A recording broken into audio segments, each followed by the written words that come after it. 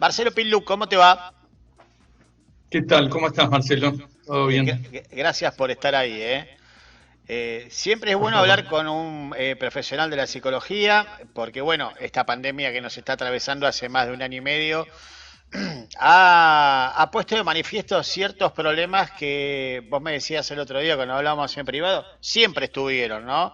No es que son nuevos porque está la pandemia, sino que quizás ahora están un poco más a flor de piel, ¿no? Y ha trascendido más.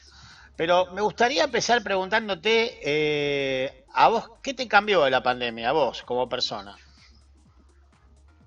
¿Qué me cambió a mí como persona? Bueno, lo mismo que a todos, ¿no? Ser psicólogo es solo una profesión, es algo que uno hace, pero uno es un ser humano inicialmente. Entonces, por supuesto que la vida tuvo primero la primer cuarentena, con algunas restricciones, y como todo el mundo, la convivencia cambia porque pasás más tiempo con otras personas en la casa, aunque haya muchísimo amor. De golpe nos enojamos porque ¿por qué dejaron el repasador acá si saben que yo quiero que cuelguen el repasador de este ganchito, por ejemplo? Y a veces por pavadas la convivencia se torna un poco más difícil. En lo personal, nada, fue lo mismo que a todo el mundo, no creo que algo diferente. Bueno, justamente ayer leíamos una información que decía que ayer se cumplía un aniversario de la ley de divorcio, ¿no? En Argentina. Y decía que por primera vez de que está esa ley en la ciudad de Buenos Aires hubo el año pasado más divorcios que casamientos. Quizás esto sea una consecuencia de la pandemia, ¿no?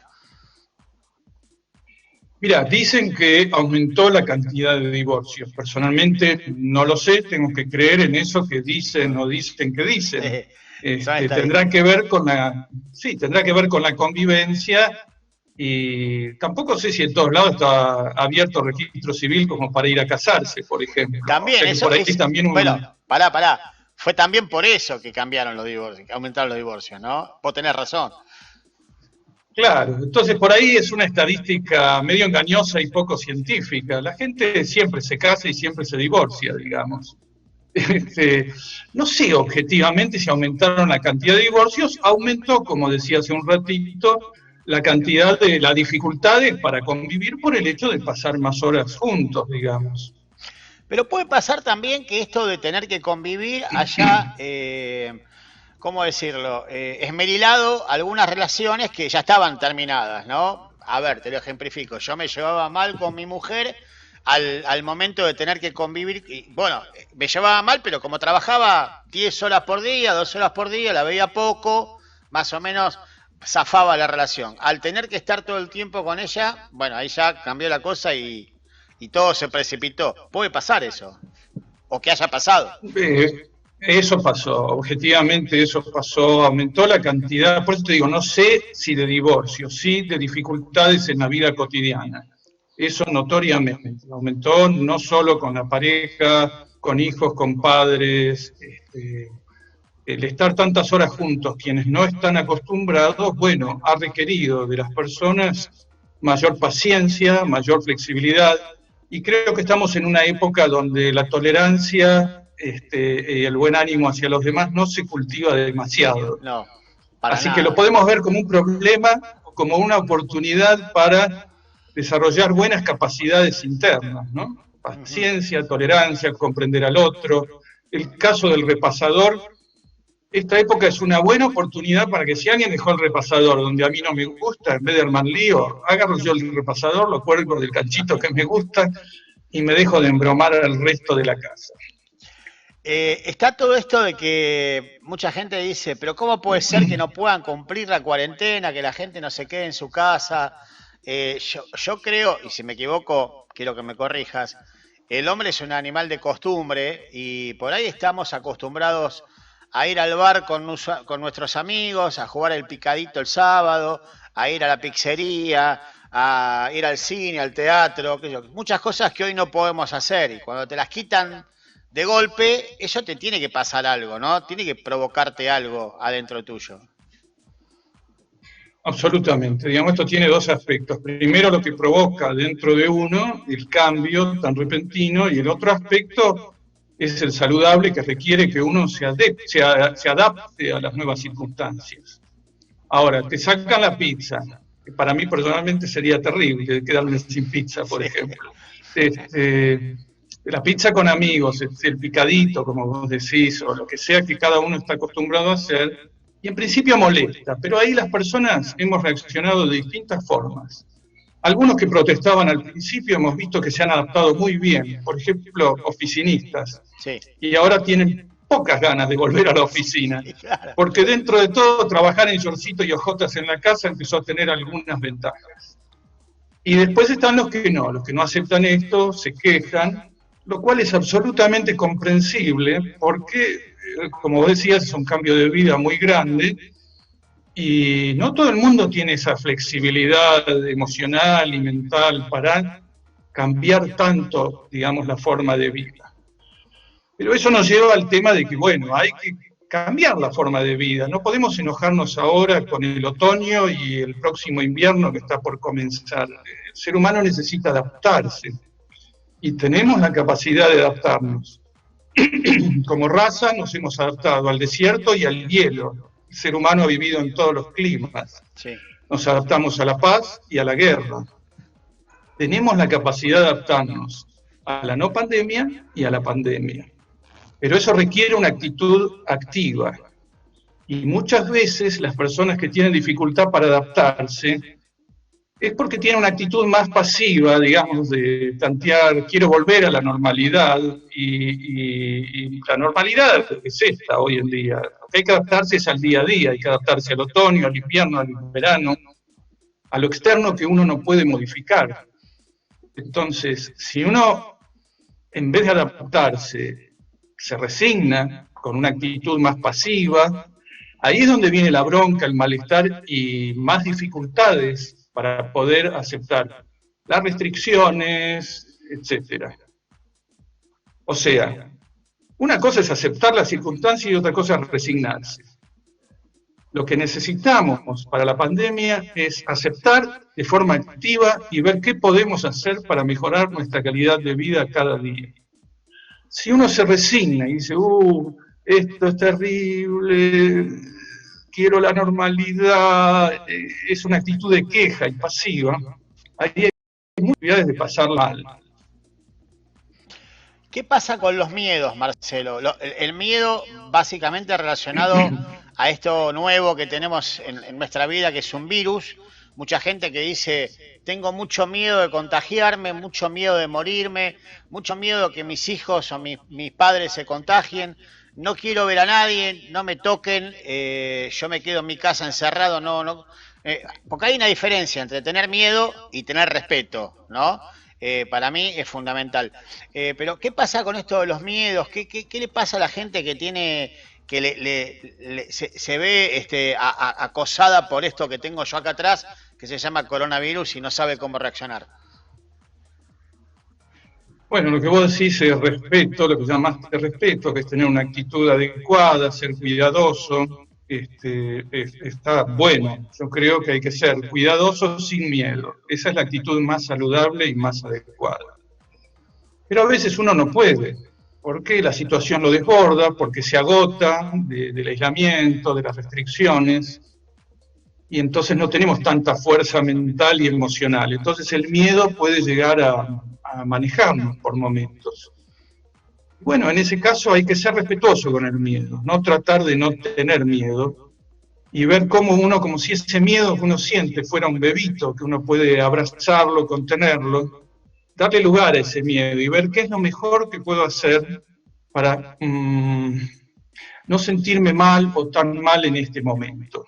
Hacerse mimos a uno mismo, buscar dentro de las opciones que es aquello que uno puede hacer que le dé cierto bienestar. Eso podría llevar a apaciguar un poco los temores.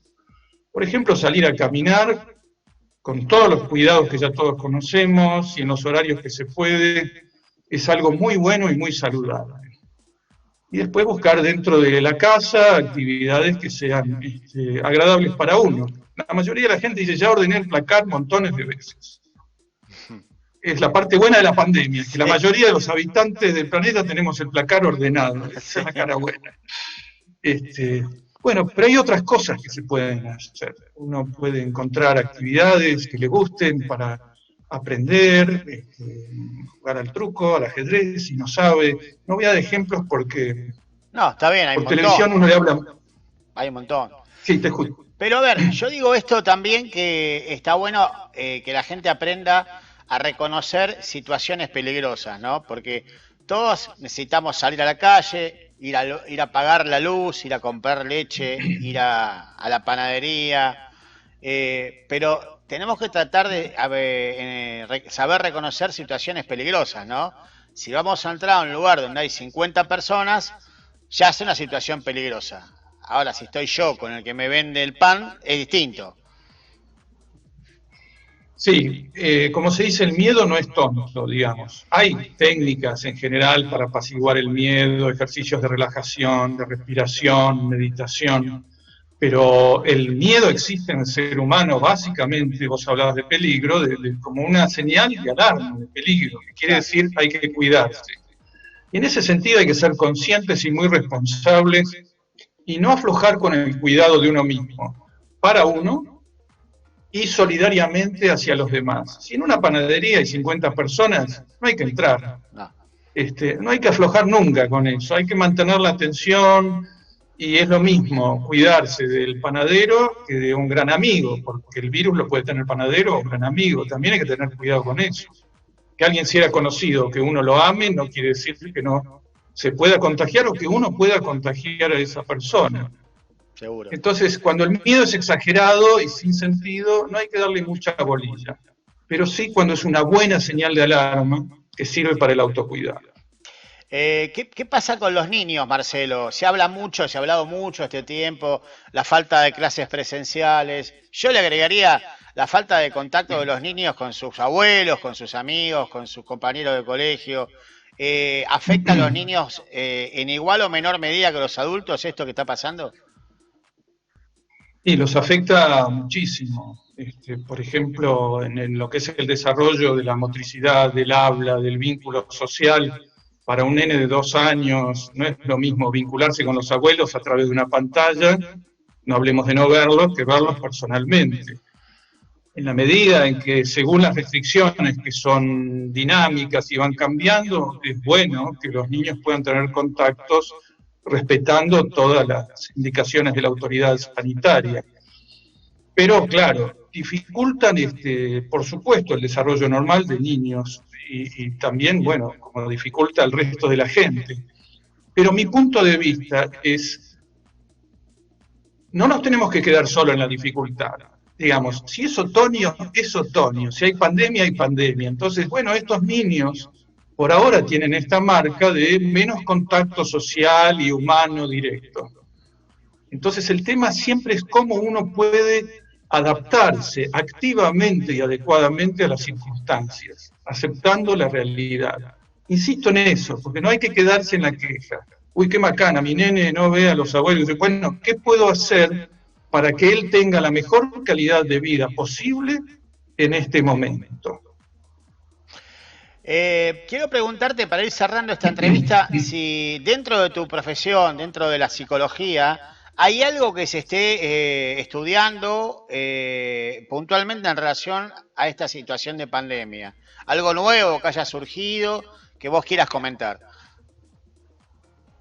No, hay gente que es especialista en situaciones de trauma, si se derrumba un edificio, si hay un terremoto, si como fue acá, qué sé yo, el atentado a la AMIA. Hay equipos de psicólogos, psiquiatras que se especializan en eso, no es mi especialidad en particular, así el de catástrofes, pero algo nuevo, mira, hay algo que tiene que ver con la psicología, que es que el ser humano siempre es el mismo.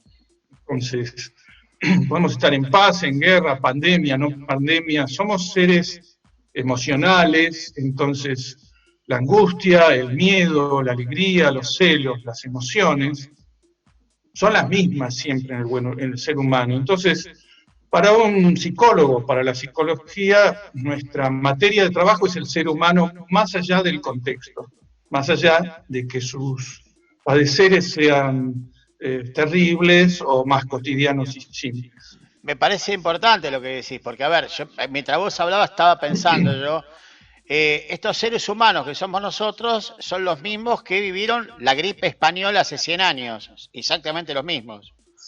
En esencia es lo mismo, sí. En esencia es lo mismo. Entonces, no es que la pandemia plantee algo particularmente tan nuevo. Hay algunos cambios de contexto, por ejemplo, que tenemos esta posibilidad de conectarnos por Internet. Claro. Entonces, la tecnología hace que esta pandemia sea distinto de otras situaciones críticas de otras épocas. Pero el ser humano siempre es el mismo, siempre está buscando amor, sentirse bien, su felicidad, la de los seres queridos. La angustia es angustia, el miedo es miedo. El miedo porque veo una cucaracha que me aterroriza o porque está el coronavirus. Enojo porque mi vecino tiene un perro que ladra o porque otra vez no me pusieron el repasador en el clavito que yo tengo ahí en el repasador. Las emociones son las mismas. Está muy bien. Marcelo, te quiero agradecer estos minutos. A mí me gustaría dejarte a vos, que cierres la nota, con algún mensaje o algo que quieras decir puntualmente para todos los televidentes. No, voy a decir entonces lo mismo que venía diciendo, que recomiendo tener más que una actitud de resignarse, pasiva y caer en la queja que puede llevar a estar bajoneado y pasarla mal, tratar dentro de lo posible de aceptar las circunstancias y entonces de manera más activa reconocer la situación externa, interna, percibir cómo uno se siente y entonces tratar de armar algún plan, acciones que nos lleven al bienestar. Día a día, tratar de que ese día sea el mejor día posible. Si no puede ser un buen día, que sea el mejor día posible. Gracias, Marcelo, por esto. Te mandamos un abrazo. Gracias a vos. Que estés muy bien. Hasta luego. Chao.